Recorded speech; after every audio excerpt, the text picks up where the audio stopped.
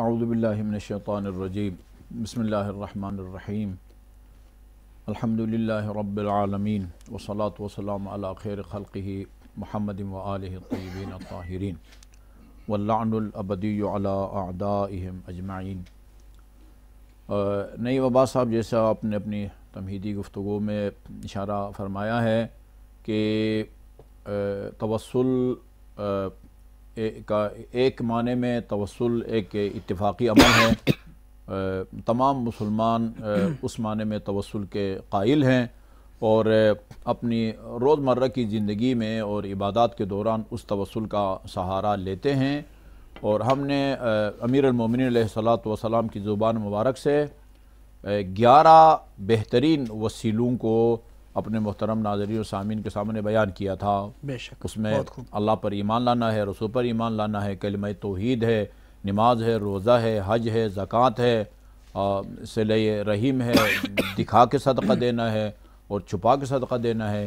یہ وہ اعمال ہیں، عبادات یا نیکیاں ہیں جو کہ توسل ہیں، یعنی ان کو انجام دے کے اللہ کا قرب حاصل کیا جا سکتا ہے۔ اعمال کی صورت میں جو نماز چیزیں پڑھتا توسل ہوں بن سکتی قربتاً ہیں، اللہ، البتہ زمان و مکان کے لحاظ سے نہیں کہ نماز پڑھنے سے پہلے ہم اتنے کلومیٹر کے فاصلے پر تھے اللہ تعالیٰ سے، اب نماز کے بعد یہ فاصلہ کم ہو گیا ہے۔ یہ مراد نہیں ہے، معنوی اعتبار سے، روحانی اعتبار سے، شرف کے لحاظ سے خدا کا قرب حاصل کیا جاتا ہے، قرب روحانی مراد ہے۔ وہ تمام مسلمان اس کے قائل ہیں اور عملی طور پر نماز کو وسیلہ بنا رہے ہوتے ہیں۔ یہ جو کہتے ہیں قربتاً اللہ، اس کا مطلب ہے کہ میں نماز کے ذریعے خدا کا قرب حاصل کر رہا ہوں۔ وَاسْتَعِينُوا بِالصَّبْرِ وَالصَّلَاةِ کا بھی یہی اور امیر مفہوم نے فرمایا وَتَقَرَّبُوا بِهَا، نماز کے ذریعے خدا کا قرب حاصل کرو۔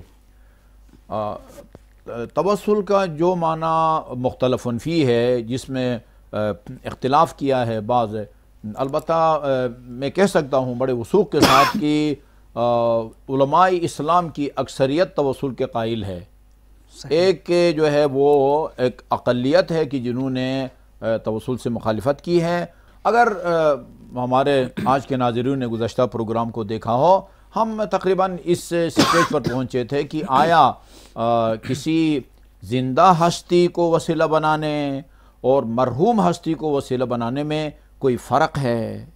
میرا خیال میں ہماری گفتگو اس جو ہے نا وہ مرحلے تک پہنچی تھی۔ بے شک۔ نہیں بابا صاحب، میں اپنے محترم ناظرین و سامعین کی خدمت میں عرض کروں کہ یہ ہم سب کا عقیدہ ہے، تمام مسلمانوں کا عقیدہ ہے، لا مؤثر فی الوجود الا اللہ۔ اس کائنات میں مؤثر حقیقی وہ پیدا کرنا، مارنا، صحت دینا یا بیمار کرنا کسی کو، اولاد دینا، نہ دینا، بیٹا دینا، بیٹی دینا، بارش برسانا، اس کائنات میں جتنے بھی آپ کو آثار نظر آتے ہیں ان کا ایک ہی مؤثر اور منشأ اثر ہے، اور وہ اللہ تعالیٰ کی ذات ہے، اس میں کوئی شک نہیں ہے۔ اگر ہم کسی کو آن حضرت کو یا آپ کے چچا کو وسیلہ بناتے ہیں، قحط سالی کے موقع پر خدایا ہم پر بارش برسا، وہ نہ حضور کے چچا بارش برساتے ہیں نہ حضور بارش برساتے ہیں۔ بے شک۔ سورہ واقعہ میں ہم سب اقرار کرتے افرأیتم ما تشربون اانتم انزلتموہ من المزن ام نحن المنزلون۔ خدا فرماتا ہے استفہام انکاری ہے، اللہ تعالیٰ ہم سے پوچھ نہیں رہا ہے۔ قرآن میں کسی بھی جگہ استفہام خدا کے بارے میں اپنے حقیقی معنوں میں استعمال نہیں ہوا ہے، بے شک۔ یعنی نفی کی جا رہی، جس طرح فرمایا کہ حل من خالق الا اللہ، کیا خدا کے سوا کوئی اور خالق ہو سکتا ہے؟ اس کا مطلب یہ ہے کہ خدا کے سوا اور کوئی خالق نہیں ہو سکتا۔ اسی طرح افرأیتم ما تشربون، تم نے کبھی سوچا ہے یہ جو پانی تم پیتے ہو اس کو بادلوں سے تم اتارتے ہو یا ہم اتارتے ہیں؟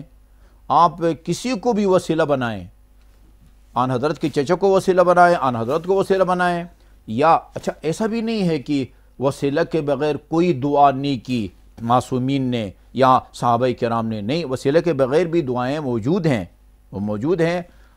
کسی کو وسیلہ بنا کے اپنی مراد حاصل کریں اللہ تعالیٰ سے یا بغیر وسیلہ کے، حقیقی مؤثر خدا کی ذات ہے۔ بارش خدا برساتا ہے، اولاد خدا دیتا ہے، موت و حیات اس کے ہاتھ میں ہے، نفع نقصان، وہ کہتے ہیں کہ بندہ مرنے کے بعد نفع نقصان کا مالک نہیں ہے۔ قرآن کی آیت کہتی ہے زندگی میں بھی آپ نفع نقصان کے مالک نہیں ہیں، سبحان اللہ۔ نفع نقصان کے مالک اللہ تعالیٰ ہے۔ خدا ایک لمحے کے لیے بھی یہ میری بولنے کی طاقت مجھ سے سلب کرے، یہیں ڈھیر ہو جاؤں گا، کچھ نہیں، نہ آپ بول سکیں گے نہ میں بول سکوں. یہ بجلی کی کرنٹ کی طرح، برقی رو کی طرح لمحہ بلمحہ خدا کی طرف سے ہمیں انبیاء کو، ائمہ کو طاقت ملتی رہتی ہے. میں جس نقطے کی طرف متوجہ کرنا چاہ رہا ہوں وہ یہ کہ جب اصل مؤثر خدا کی ذات ہے تو پھر رسول کی زندگی میں ان کو وسیلہ بنائیں یا رسول کی رحلت کے بعد، تو اصل مؤثر تو اللہ تعالیٰ کی ذات ہے. میں ایک سادہ سا سوال کرنا چاہوں گا کہ جب آپ رسول خدا، ہم ابھی رسول خدا کی رحلت کے بعد کی بات نہیں کرتے، رسول خدا کی زندگی میں جی وہ جو نابینا آیا تھا تو اس کو رسول خدا نے فرمایا پہلے 2 رکعت نماز پڑھو، اس کے بعد پھر جو ہے نا وہ یہ کہو اللہم انی اسألک بنبی کہ نبی الرحمہ، پھر اس کے بعد مجھے شفیع بناؤ، اور پھر جو ہے نا تمہید باندھ کے خدا سے وہ مدد طلب کرو. اچھا جی، ایک آدمی رسول کی زندگی میں رسول کو وسیلہ بناتا ہے. میرا مدعا یہ ہے کہ جب کام رسول نے نہیں کرنا تو چاہے رسول کی زندگی میں آپ کی ذات کو یا آپ کی جاہ اور مقام منزلت کو وسیلہ بنائیں یا رحلت کے بعد، دونوں میں کوئی فرق نہیں ہونا چاہیے. سبحان اللہ، بہت خوب. ان تک چلو جی، ان تک ہماری فریاد پہنچتی ہے، ان کے علم میں بہرحال حال آ ہی جاتی ہے. ہم قرآن اور اہل بیت سے دین لے کر اس پر عمل کرنے کے پابند ہیں. سبحان اللہ. اہل بیت اطہار علیہ السلام نے زندہ ہستیاں یا مرحوم ہستیوں کے علاوہ، جیسے میں نے عرض کیا تھا، مقدس مقامات اور مقدس زمانہ اور مقدس بابرکت لمحات کو وسیلہ بنایا ہے. امام زین العابدین علیہ السلام کی صحیفہ سجادیہ، ہو سکتا ہے کوئی شخص یہ کہے کہ یہ صحیفہ سجادیہ تو وہ آپ کے امام کی دعا ہے. میں بہت اختصار کے ساتھ مصر کے جو جامعہ وہ ہے مصریہ ہے، اس کے 3 صف اول کے علماء کرام علامہ طنطاوی جوہری اور محمد کامل حسین اور احمد محمد جمعہ ابیوتی، ان کے تاثرات ہیں امام زین العابدین کی صحیفہ سجادیہ کے بارے میں. صحیح. ایسا لگتا ہے کہ اس کے مضامین چھپ چکے ہیں باقاعدہ. ایسا لگتا ہے کہ اس کے مضمون سے یہ پتہ چلتا ہے کہ طنطاوی نے صحیفہ سجادیہ کو اول سے لے کر آخر تک کئی دفعہ غور سے پڑھا ہے. اپنے مضمون میں پورے صحیفہ سجادیہ کی دعاؤں کو مضمون کی بنیاد پر، مضامین کی بنیاد پر تقسیم کیا ہے. ظاہر ہے کہ یہ تو وہی بندہ کر سکتا ہے جس جو اول سے آخر تک پڑھا ہو اور غور سے پڑھا ہو. آخر میں وہ فرماتے ہیں، خداوندہ یہ تیری کتاب موجود ہے قرآن، اور یہ اہل بیت میں سے ایک بزرگ ہستی کے ارشادات ہیں.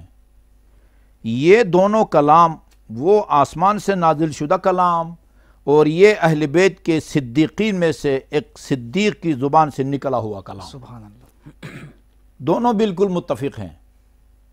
یہ دیکھیں جی، دونوں بالکل متفق ہیں، یعنی کہ ایک ہی پلڑے میں ڈالا سے جا رہا لے ہے. کر آخر تک، جیسے کہ لن یفترقا، جی یہ جدا نہیں ہو سکتے، یعنی قرآن سے اہل بیت جدا نہیں ہو سکتے. اس کا مطلب یہ ہے کہ اگر سید سجاد نے اپنی دعاؤں میں کسی کا سہارا لیا ہے، وسیلہ بنایا ہے، وہ قرآن کے خلاف نہیں ہے. بے شک یہ قرآن کے خلاف نہیں، متفق ہیں. اب میں بلند آواز سے پکارتا ہوں ہندوستان میں اور تمام اسلامی ممالک میں، اے فرزندان اسلام، اے اہل سنت، اے اہل تشیع، کیا اب بھی وقت نہیں آیا ہے کہ تم قرآن اور اہل بیت کے مواعظ سے سبق حاصل کرو؟ یہ دونوں تم کو بلا رہے ہیں ان علوم کے حاصل کرنے کی طرف جن سے عجائب قدرت منکشف ہوتے ہیں اور خدا کی معرفت حاصل ہوتی ہے. پہلے ان علوم کو حاصل کرو، انہی کے حاصل کرنے کا تمہیں قرآن اور پیشوایان مذہب کے ارشادات میں حکم ملا ہے. جب تم ان میں کامل ہو جانا، پھر دوسرے امور کی طرف متوجہ ہونا. سبحان اللہ. اچھا جی، اسی طرح گویا یہ حدیث ثقلین کی طرف انہوں نے تنبیہ فرمائی ہے کہ جی تمہاری بالکل. زندگی میں اور بہترین یہ وسیلہ یہی دو احمد محمد جمعہ ابیوتی وہ کہتے ہیں، کیا کہنا اس ربانی امام اور روحانی پیشوا اور اخلاقی معلم کا، جو افراد بشر کے نفوس اور اقوام ملل کی دلوں کا حکمران ہے اور انسانی نسلوں کی دستگیری اور رہنمائی کرنے والا ہے۔ 13 صدی اس طرف سے لے کر 13 صدی اس طرف سے لے کر اس وقت تک جب یہ دنیا فنا ہو۔ سبحان اللہ۔ یعنی آپ اور آپ کی دعاؤں کے بارے میں اس صف اول کے علماء کرام کے یہ تاثرات ہیں۔ امام زین العابدین علیہ السلام میں تمہید میری بہت لمبی ہو گئی باقی علماء کے معذرت کے ساتھ، آپ نے رمضان المبارک کو وسیلہ بنایا ہے۔ سبحان اللہ۔ اللہم انی اسألک بحق ھذا الشہر۔ چلیں جی، آپ رسول زندگی میں یا رحلت کے بعد بھی آپ کو ہم زندہ سمجھتے ہیں، آپ کی روح جو ہے وہ باخبر رہتی ہے ہمارے اعمال سے، ہماری درخواستوں سے، ہماری خواہشات سے۔ رمضان المبارک تو کوئی ایسی چیز نہیں ہے کہ جو ہماری فریادوں کو سنیں یا ہماری نیتوں سے آگاہی حاصل کریں۔ ہماری کتابوں میں البتہ یہ ثابت ہے کہ نواسۂ پیغمبر نے جب آپ مدینے سے چلے ہیں، نانا کی قبر کے سامنے کھڑے ہو کے فرمایا اللہم انی اسألک بحق ھذا القبر، خدایا اس قبر کا واسطہ۔ اس کا مطلب یہ ہے کہ اگر آپ کسی کو وسیلہ بناتے ہیں، اس کا مقام چاہے وہ ایک شخصیت ہے، جاندار ہے، غیر جاندار ہے، زمانہ ہے، مکان ہے، مقدس مقام کو وسیلہ بنا کے خدا کی بارگاہ میں حاجت طلبی کی ہے ہمارے ائمہ معصومین نے، اہل بیت نے، اور ہم ان کے مطابق اپنی زندگی گزارنے کے پابند ہیں، وہ چاہے معاملات ہوں یا عبادات ہوں۔ سبحان اللہ، بہت خوب، جزاکم اللہ۔